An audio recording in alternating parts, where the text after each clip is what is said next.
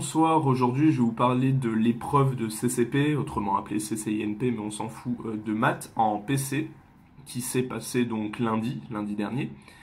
Alors, qu'est-ce qui s'est passé pendant ces maths? Alors je vais vous faire une petite présentation globale. Il y avait 3 exercices indépendants, vraiment indépendants.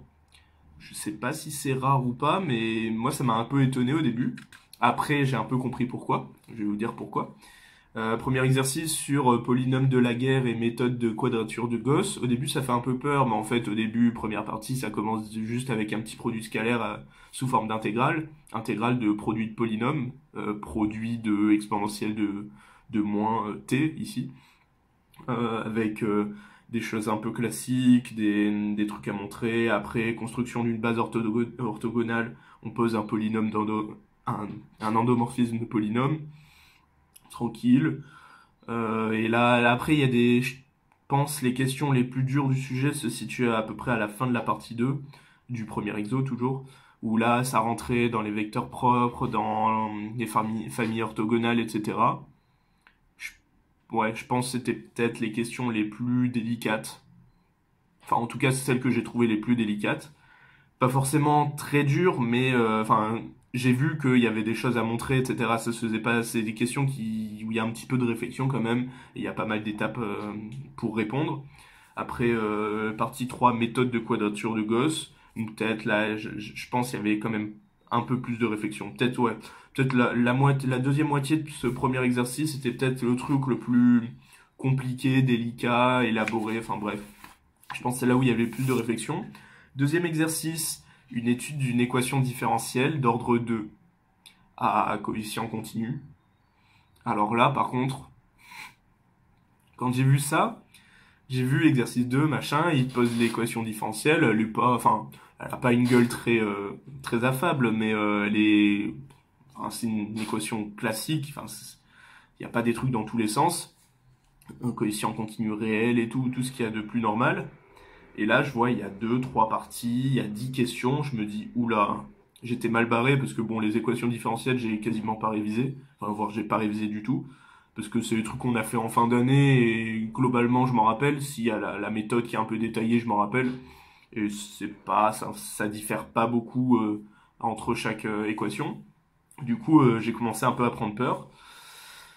Mais au final, toute la résolution, c'est une résolution classique et tout est mené, toutes les questions sont des étapes et quasiment tout le temps les résultats intermédiaires sont donnés. Du coup, personnellement, je trouve ça très gentil, très gentil. Ça m'a permis de rattraper un peu mon retard parce que sur la partie d'avant, j'ai un peu plus réfléchi.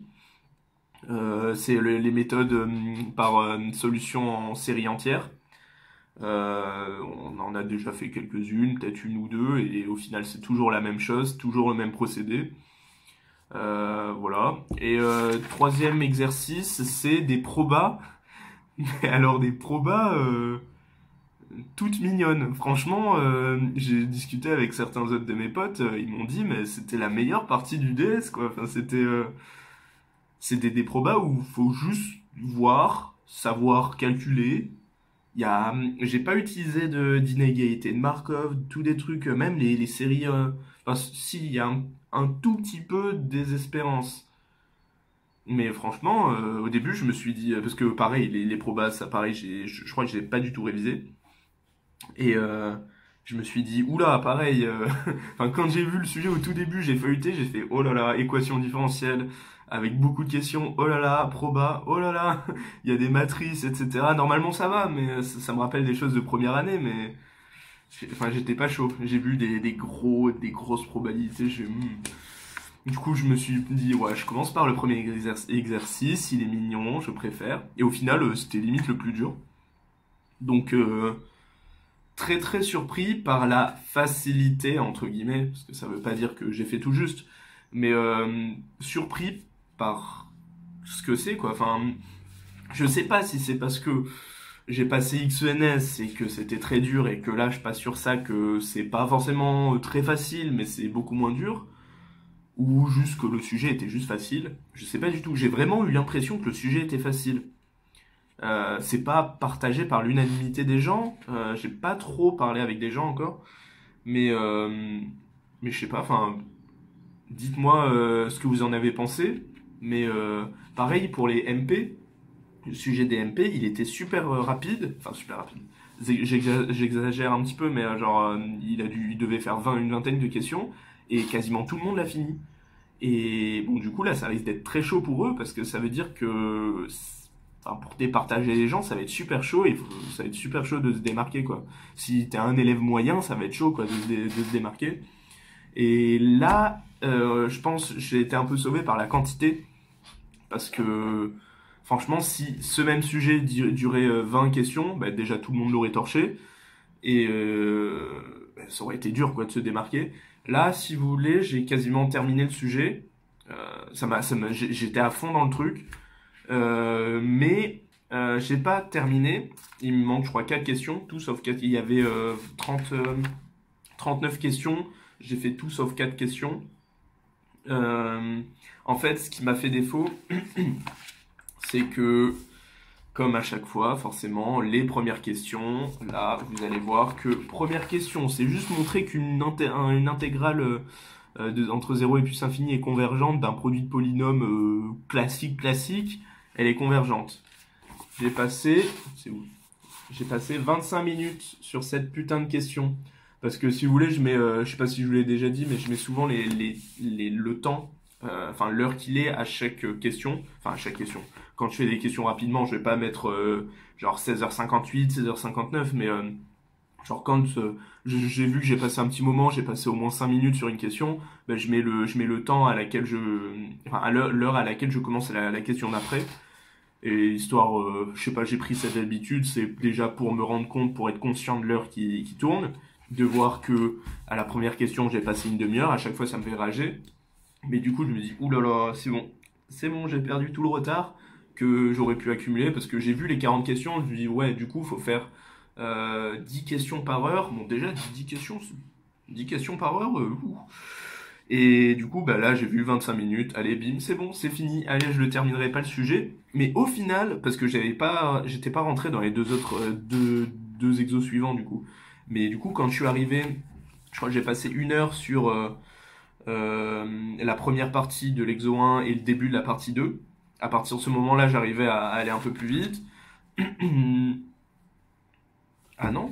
Qu'est-ce que j'ai fait? Exo... Quoi? J'ai passé 1h20 sur une question? Non, pas sur les équatifs. Attendez, j'ai dû me tromper sur les heures que j'ai écrites. 14h25, 14h35, 14h50, 14h55, 57. Voilà, 14h15. Non, c'est 15h, ok. Ah non, non, c'est bon. J'ai passé, je crois, 1 heure seulement. Enfin, seulement. Pour moi, je trouve que c'est pas trop, c'est pas beaucoup. 1 heure sur l'exo des équadifs. Quand je l'ai commencé, il était 15h. Non, ben non, du coup, 16h. Ouais, c'est ça. De 16h à 17h, j'ai fait l'exo 2. Et après, j'ai essayé de terminer enfin, de faire l'exo 3 avec les probas à 17h10 à peu près. Et après, les 10 dernières minutes, j'ai essayé de faire les 2-3 dernières questions. J'ai juste pas eu le temps de terminer la dernière question. Et, ouais, donc il y a 4 questions et demie que j'ai pas faites, je crois. Dans l'exo 2, la dernière question où il fallait faire un raccordement parce qu'on a défini, enfin on a solutionné, enfin on a trouvé une solution d'une équation différentielle sur 2 intervalles qui excluaient un. Et du coup, bah, après, il fallait faire le raccordement. Ce truc où c'est faisable. Normalement, c'est pas trop compliqué. Là, peut-être c'était compliqué, je sais pas. Je l'ai pas faite, mais je me suis dit, ça, vu qu'il me restait pas trop de temps, c'est des trucs qui, personnellement, c'est pas le truc que je fais instinctivement. Donc, j'ai préféré passer, surtout que j'ai vu que, genre, la partie 2 ou enfin, la fin des probas, ça avait l'air des trucs faciles. Du coup, je voulais absolument y arriver. Donc j'ai sauté la question. Et pareil sur la partie 1, la troisième partie, de la quadrature de Gauss, il y a que 3 questions. Je pense que c'était des grosses questions. Et du coup, quand j'ai vu les trucs, je me suis dit, oula, ça, c'est pas un truc qu'il fallait montrer un si et seulement si, etc. Je me suis dit, ouais, c'est pas le truc qu'on fait instinctivement en 2 minutes. J'ai vu qu'il y avait un petit peu de réflexion. C'était probablement pas très compliqué, je sais pas du tout, mais j'ai préféré, vu que ça faisait déjà presque 2 heures que j'étais sur le premier exo, je me disais, bon, j'ai pas encore passé une demi-heure à réfléchir à une question peut-être sans solution, Du coup, j'ai préféré partir sur la suite et j'ai bien fait. Parce que j'ai fait tout le reste en... Du coup, les 2 derniers exos, je les ai fait en 2 heures à peu près. Alors que le premier, j'ai passé 2 heures à... Ouais, c'est dommage. Du coup, une demi-heure au début perdue, qui m'aurait peut-être permis de réfléchir à la fin du premier exo. Peut-être de pas faire les 3 questions, mais d'en faire peut-être une, voire 2. Et à la fin, j'ai passé aussi, oui voilà, il y a des moments où du coup je devais paginer mes pages, forcément. Et sauf que comme j'ai fait beaucoup de pages, ça m'a pris longtemps. Ça a dû me prendre peut-être 5 ou 10 minutes à tout faire, à remplir les en-têtes. J'ai fait, mais je suis pas le seul, hein, je pense. Je crois que j'ai fait 27 pages parce que là du coup, il fallait numéroter page, pas par feuille, pas copie double. À XENS, c'était par copie double. Donc 4, 5, ça allait vite. T'avais juste 5 numéros fois 2, ce que tu devais dire 1 sur 5, etc. C'est tout. Que là, il y avait 27 numéros à écrire, fois 2 pour mettre le sur 27 à chaque fois. Je crois, du coup, ça fait 7, 8 copies, je sais plus, copies doubles. Et du coup, fallait faire autant de fois l'entête avec nom, prénom, classe, année, les numéros de table, numéro d'inscription. Ça va, mon numéro de table est pas très compliqué, c'est 1. Voilà. Du coup, ça me fait économiser un peu de temps plutôt de voir du 159, 37, genre ça aurait été encore plus chiant. Mais du coup, ça a dû me faire perdre au moins 10 minutes en tout. Donc 40 minutes sur 4 heures, c'est quand même pas mal. Enfin, si tu te consacres pendant 40 minutes sur un truc, c'est pas mal. Je pense qu'il était finissable ce DS. Parce que j'ai pas été non plus très rapide. Le premier exo, j'ai pas été très rapide. Outre une demi-heure au début de l'épreuve, mais même j'ai pas été très rapide. Donc je pense qu'il y en a, c'est fort possible qu'il y en ait qui est terminé en ayant fait des trucs bien. Et franchement, je suis pas du style à me dire ouais c'est bon, j'ai trop bien réussi, ou alors au contraire, ah non, j'ai fait de la grosse merde alors que je sais pertinemment que j'ai réussi. Mais, enfin, je sais pas, moi je dis ce que je pense. Euh, je pense que c'est l'épreuve que j'ai la mieux réussi sur CCP, et du coup forcément pour l'instant par rapport à XENS, parce que je pense que j'ai mieux réussi les épreuves de CCP que XENS, enfin j'espère, ça veut dire que... Enfin, sinon ça voudrait dire que je les aurais vraiment toutes ratées bien comme il faut. Mais je pense que déjà au niveau de la quantité, c'est le sujet que j'ai le plus, enfin où j'ai fait le plus de quantité. Je vous dis ça après avoir passé toutes les épreuves, bien sûr. Le sujet que j'ai trouvé presque le plus facile. Franchement, je suis pas déçu du tout, même très content. Ça m'a juste remis en question.